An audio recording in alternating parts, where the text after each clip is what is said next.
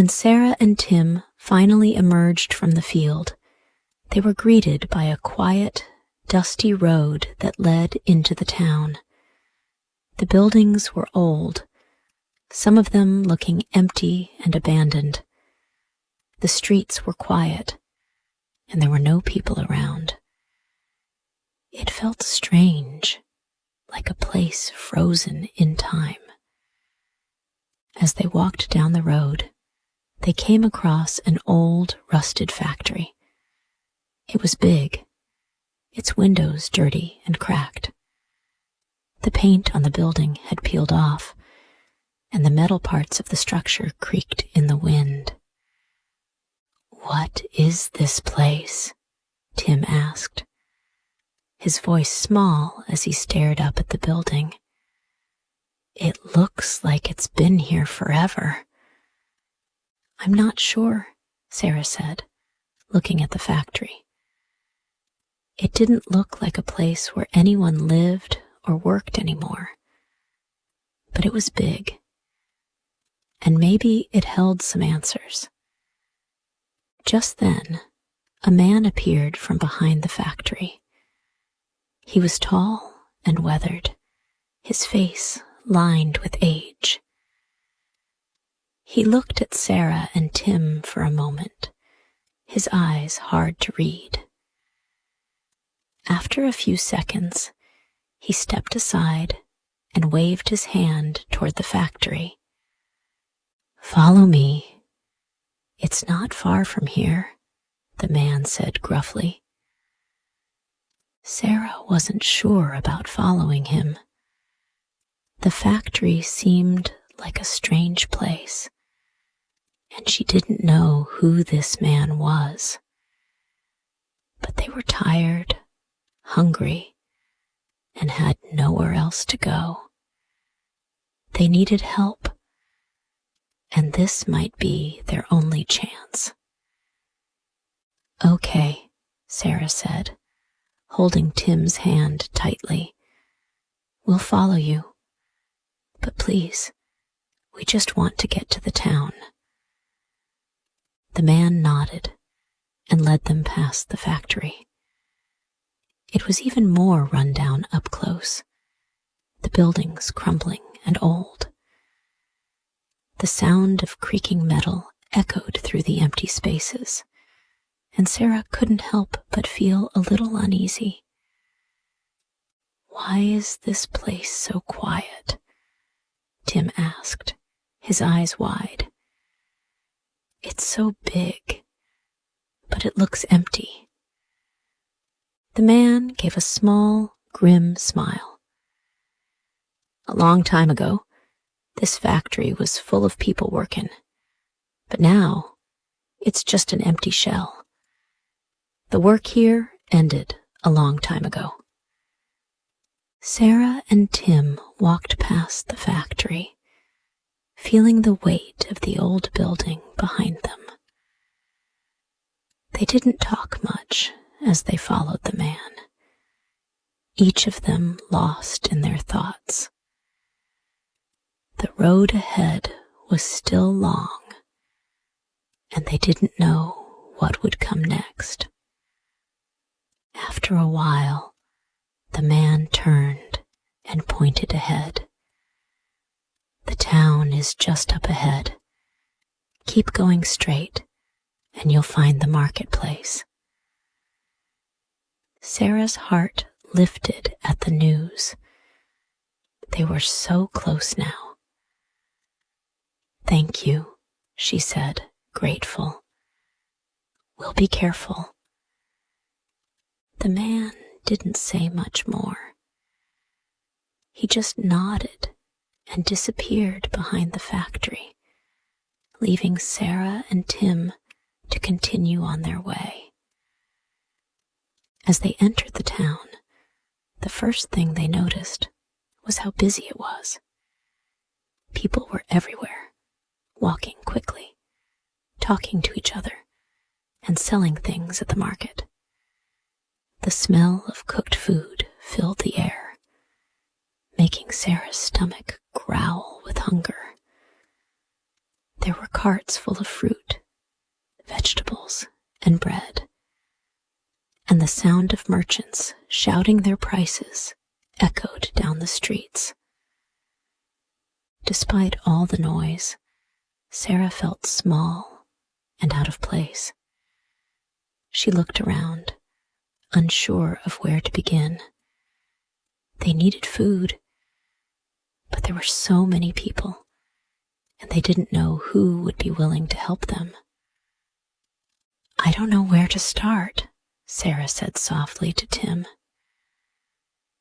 "We need food, but everyone seems so busy." Tim tugged on her sleeve. "I'm hungry, Sara," he said, his eyes wide with worry. "Do you think we'll find something to eat?" Sara nodded, trying to keep her voice steady. "We'll find something, Tim. Let's just ask people. Someone will help us." They walked toward a fruit stall where an old woman was selling apples and pears. Sara took a deep breath and approached her. "Excuse me," she said politely. "We're looking for food. Can you help us? We don't have much money." The woman looked at Sara for a moment, but shook her head. "Sorry, dear. I don't have anything for free. Maybe try asking someone else." Sara felt a little discouraged, but didn't give up. She kept walking through the market, asking different people, but no one seemed willing to help. Some of them ignored her, while others said they couldn't give anything away. Tim, his voice small, said, "Don't worry, Sara. We'll find something." Sara could see how tired he was. She was tired too. They'd been walking for so long, and now it seemed like no one wanted to help them. The sun was setting, and the market was starting to quiet down. Finally, Sara found a bench in the town square. She sat down with Tim beside her, feeling defeated. "I don't know what we'll do," she said, her voice full of worry. "I've tried everything." Tim looked up at her, his eyes full of hope. "Remember the man at the factory?" he said. "He said there was work there. Maybe we should go back." Sara looked at Tim, her heart lifting just a little. "You're right," she said. "We should go back to the factory. Maybe he can help us again." Sara and Tim sat quietly on the bench in the town square, their minds full of worry. The sun had nearly set, and the marketplace was becoming quieter. Sara glanced at Tim, who was still looking around with wide eyes, trying to take in everything that was happening around him. The excitement of the town had faded for her, replaced by exhaustion and uncertainty. "Maybe we should go back to the factory," Tim said quietly, breaking the silence. "The man seemed nice. Maybe he can help us again." Sara nodded slowly. Tim was right. The man at the factory had been kind to them, even though he hadn't said much. He had helped them when they had nowhere else to turn. Perhaps he could help them again. They had no other choices. "Okay, Tim," Sara said, standing up. She helped him to his feet and took his hand. "We'll go back. It's our best chance." The walk back to the factory felt much longer than it had the first time. It was getting colder, and the streets seemed emptier now. As they walked, Sarah's mind raced with worries. What if the man wasn't there? What if he wouldn't help them this time?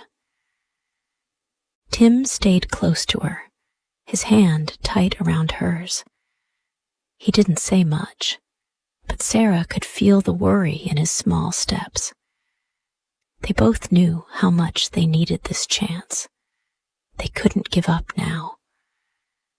When they finally reached the factory, Sara let out a small breath of relief. The man was standing outside, just like before, looking at them with a curious expression. He raised an eyebrow when he saw them approach. "You two again?"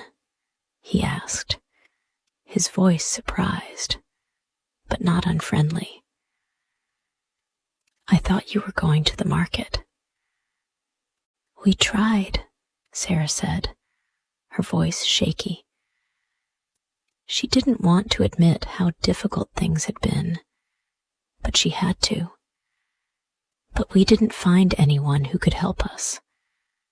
We're really hungry, and we don't have much money left." The man looked at them for a moment, his expression unreadable. Sara held her breath, waiting for his answer. Finally, he nodded. "All right," he said gruffly. "I can give you some work. It's not much, but it'll be enough to get some food." Sara's heart lifted. This was exactly what they needed. They didn't have to go back to the market and beg. They had found someone who was willing to help. "Thank you," Sara said, her voice full of gratitude. "Thank you so much." The man led them inside the factory. It was dark and quiet, the air thick with dust. The factory had long been abandoned by workers, but it still seemed to hold a sense of importance, a reminder of what had once been. There were piles of boxes and old tools scattered around, but it wasn't much. The man pointed to a pile of dust and debris. "Start by cleaning up," he said. "Move these boxes and sweep the floor. I'll give you something to eat when you're done." Sara nodded, grateful that the man was offering them a chance. "We'll do our best," she said, looking at Tim. "Come on, Tim. Let's get to work." Sara and Tim worked hard for the next few days. Every morning, they woke up early and started sweeping and moving boxes, cleaning the factory one small step at a time. It wasn't easy work, and their bodies were sore from the physical labor. But they kept going because they knew that each day brought them closer to getting the help they needed. The man was kind to them. He would give them a little food at the end of each day, just enough to keep them going. It wasn't much, but it was more than they had had in a long time. By the end of the week, Sara and Tim had managed to save enough money to buy a bus ticket back home.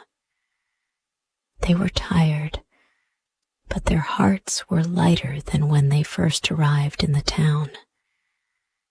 They had worked hard, and now they had a chance to go home. On the day they left, Sara said goodbye to the man. "Thank you for everything," she said, her voice full of gratitude. We couldn't have done it without you. The man nodded, his face softening for a moment. Just be careful, he said. The road back home is just as hard as the one you came on. Sara and Tim boarded the bus with their small bags in hand. The ride home felt much shorter than their journey to the town. As they sat together by the window, Sara looked out at the fields and villages passing by.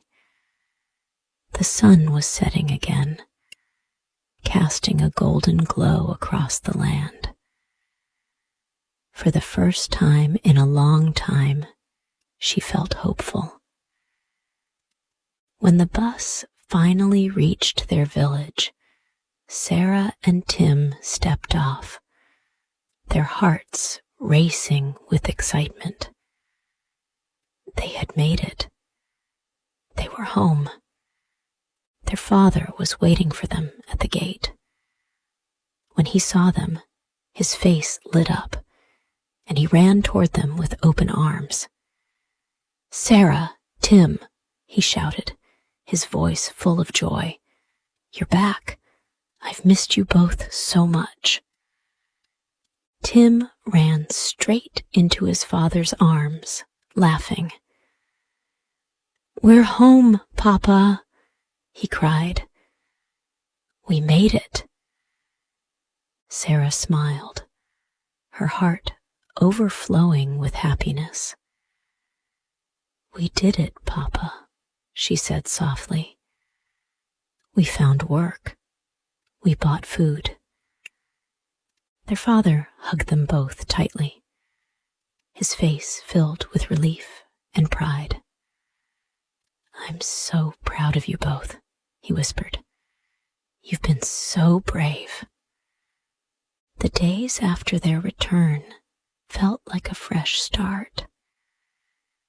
Sara's mother, who had been so ill, was slowly recovering. The doctor had given her medicine, and with the food and care they had brought back, she started to get better.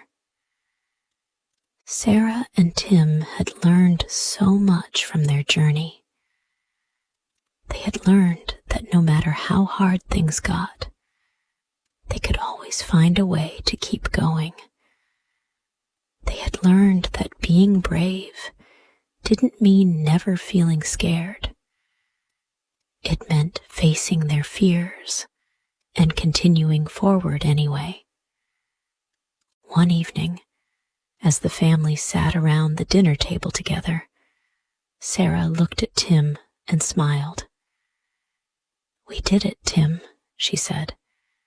We made it through because we never gave up. Tim grinned back at her. We're a team, Sara. We'll always be a team. Their father and mother smiled at them, proud of how strong and brave they had become. You've both taught me so much, their father said, wiping a tear from his eye.